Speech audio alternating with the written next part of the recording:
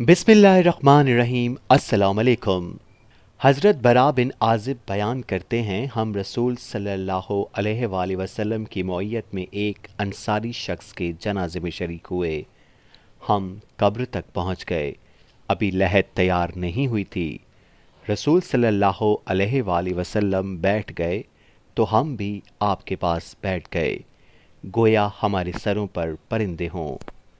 आपके हाथ में एक लकड़ी थी जिससे आप ज़मीन कुरेद रहे थे। आप सल्लल्लाहु अलैहि वसल्लम ने सर ऊपर उठाया तो फरमाया, अज़ाब कब्र से अल्लाह की पनाह तलब करो। आपने 2 या 3 बार ऐसे फरमाया। फिर फरमाया, बंदा मोमिन जब दुनिया से राब्ता तोड़कर आखिरत की तरफ मुतवज्जा होता है तो सूरज की तरह चमकते दमकते सफ़ेद चेहरों वाले फरिश्ते जन्नती खुशबू और जन्नती कफन लेकर उसके पास आते हैं, हत्ता कि वो हद नज़र तक उसके पास से बैठ जाते हैं। फिर मुल्कुल मौत तशरीफ़ लाते हैं, हत्ता कि वो इसके सर के पास बैठकर कहते हैं, पाकीज़ा रूह, अल्लाह की मग़फ़रत और उसकी रज़ामंदी की तरफ चल। फरमाया, वो ऐसे निकलती है जैसे मशकीज़े से पानी का कतरा निकलता है। वो इसे अख़ज़ कर लेता है। जब वो इसे अख़ज़ कर लेता है तो वो फरिश्ते उसे आँख झपकने के बराबर भी उसके पास नहीं छोड़ते, हत्ता कि वो इसे लेकर इस कफन और इस खुशबू में लपेट लेते हैं और फिर रुए ज़मीन पर पाई जाने वाली बेहतरीन कस्तूरी की खुशबू उससे निकलती है। फरमाया,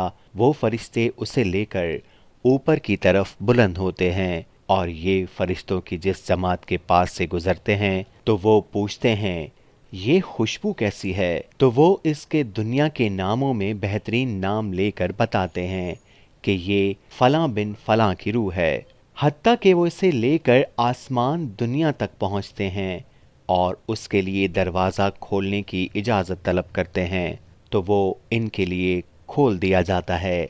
फिर हर आसमान के मकरिब फरिश्ते अगले आसमान तक उसके साथ जाते हैं, हत्ता कि इसे 7वें आसमान तक पहुंचा दिया जाता है तो अल्लाह अज़्ज़वजल फरमाता है, मेरे बंदे का नामा अमाल अल-ऐन में लिख दो और उसे वापस दुनिया की तरफ ले जाओ, क्योंकि मैंने उन्हें उसी से पैदा किया है, उसी में उन्हें लौटाऊंगा और फिर दोबारा फिर इससे इन्हें निकालूंगा। फरमाया, उसकी रूह उसके जिस्म में लौटा दी जाती है तो 2 फरिश्ते उसके पास आते हैं और उसे बिठाकर पूछते हैं, तेरा रब कौन है? तो वो कहता है, मेरा रब अल्लाह है। फिर वो इससे पूछते हैं, तेरा दीन क्या है? वो कहता है, मेरा दीन इस्लाम है। फिर वो पूछते हैं, ये आदमी जो तुम पे मबऊस किया गया है ये कौन है? तो वो कहता है, वो अल्लाह के रसूल सल्लल्लाहु अलैहि वसल्लम हैं। वो पूछते हैं, तुम्हें कैसे पता चला? वो कहता है, मैंने अल्लाह की किताब पढ़ी तो मैं उस पर ईमान लाया और उसकी तस्दीक की। बस आसमान से आवाज़ आती है, मेरे बंदे ने सच कहा, उसके लिए जन्नती बिछोना बिछा दो, उसे जन्नती लिबास पहना दो और उसके लिए जन्नत की तरफ एक दरवाज़ा खोल दो। फरमाया, वहाँ से हवा के झोंके और खुशबू उसके पास आती है और हद नज़र तक उसकी कब्र को कुशादा कर दिया जाता है। फरमाया, खूबसूरत चेहरे, खूबसूरत लिबास और बेहतरीन खुशबू वाला एक शख्स उसके पास आता है तो वो कहता है, इस चीज़ से खुश हो जा जो चीज़ तुझे खुश कर दे, ये वो दिन है जिसका तुझसे वादा किया जाता था। तो वो इससे पूछता है, तू कौन है? तेरा चेहरा भलाई लाने वाला चेहरा है। वो जवाब देता है, मैं तेरा अमल सालेह हूँ। वो कहता है, मेरे रब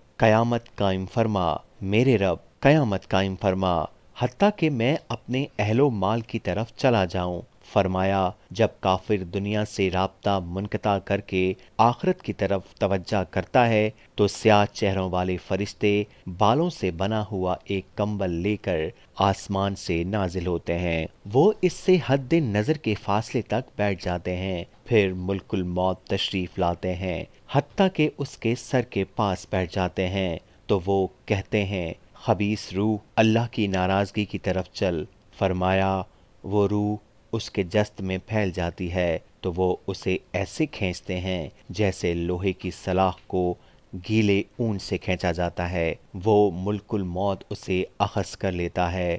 جب وہ اسے اخذ کرتا ہے تو وہ فرشتے پلک جھپکنے کے برابر بھی اس کے ہاتھ میں نہیں رہنے دیتے، حتیٰ کہ وہ اسے اس بالوں سے بنے ہوئے کمبل میں لپیٹ لیتے ہیں اور اس سے زمین کے مردار سے نکلنے والی انتہائی بری بدبو نکلتی ہے۔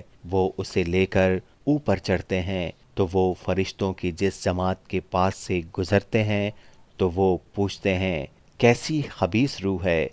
وہ کہتے ہیں فلاں بن فلاں کی ہے، اور وہ اس کو دنیا کا انتہائی قبیح نام لے کر بتاتے ہیں، حتیٰ کہ اسے آسمان دنیا تک لے جایا جاتا ہے۔ اس کے لیے دروازے کھولنے کے لیے درخواست کی جاتی ہے تو اس کے لیے دروازہ نہیں کھولا جاتا۔ پھر رسول صلی اللہ علیہ وآلہ وسلم نے یہ آیت تلاوت فرمائی، ان کے لیے آسمان کے دروازے نہیں کھولے جائیں گے اور وہ جنت میں بھی داخل نہیں ہوں گے حتیٰ کہ اونٹ سوئی کے سوراخ میں سے گزر جائے۔ اللہ عز و جل فرماتا ہے اس کی کتاب کو سب سے نچلی زمین میں سجین میں لکھ دو، پھر اس کی روح کو شدت کے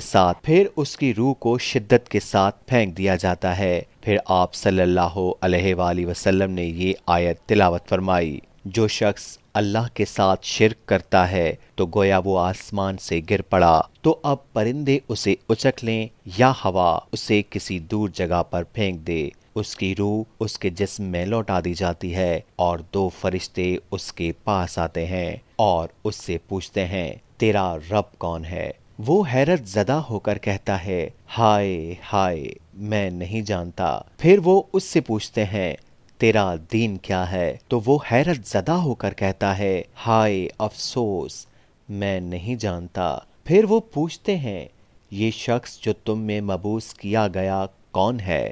تو وہ کہتا ہے ہائے افسوس میں نہیں جانتا۔ آسمان سے آواز آتی ہے اس نے جھوٹ بولا، اس کے لیے جہنم سے بچھونا بچھا دو اور اس کے لیے جہنم کی طرف ایک دروازہ کھول دو، وہاں سے گرمی اور گرم ہوا اسے آتی رہے گی اور اس کی قبر کو اس قدر تنگ کر دیا جائے کہ اس کی پسلیاں ایک دوسرے کے اندر داخل ہو جائیں، اور ایک کبھی چہرے والا شخص کبھی لباس اور انتہائی بدبودار حالت میں اس کے پاس آئے گا اور اسے کہے گا تمہیں ایسی چیزوں کی خوشخبری ہو جو تجھے غم زدہ کر دیں، یہ تیرا وہ دن ہے جس کا تجھ سے وعدہ کیا جاتا تھا۔ وہ پوچھے گا تو کون ہے؟ تیرے چہرے سے کسی خیر کی توقع نہیں۔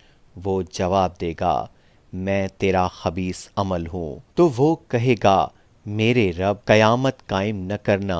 ایک دوسری روایت میں بھی اسی طرح ہے، لیکن اس میں یہ اضافہ ہے جب اس مومن کی روح نکلتی ہے تو زمین و آسمان کے مابین اور آسمان کے تمام فرشتے اس کے لیے رحمت کی دعا طلب کرتے ہیں، اس کے لیے آسمان کے دروازے کھول دیے جاتے ہیں، ہر دروازے والے اللہ سے دعا کرتے ہیں کہ اس کی روح ان کی طرف سے بلند کی جائے، اور اس یعنی کافر کی روح رگوں سمیت کھینچی جاتی ہے، اور زمین و آسمان کے مابین والے تمام فرشتے اور آسمان والے تمام فرشتے اس پر لعنت کرتے ہیں۔ آسمان کے دروازے بند کر دیے جاتے ہیں اور تمام دربان فرشتے اللہ سے دعا کرتے ہیں کہ اس کی روح کو ہماری طرف سے بلند نہ کیا جائے۔